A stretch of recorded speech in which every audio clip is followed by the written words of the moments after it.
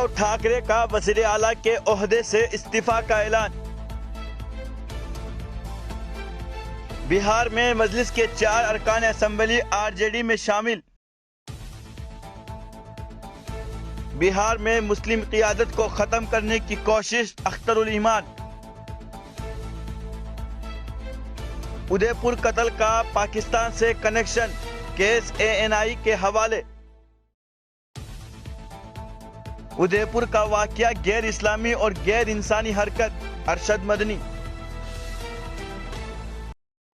Zelensky ने NATO की तनकीद करते हुए मज़ीद हथियारों का मुतालबा किया। रेलवे अमले के यूनियन का अग्निपथ भर्ती स्कीम के खिलाफ मुल्क गिर एहतजाज।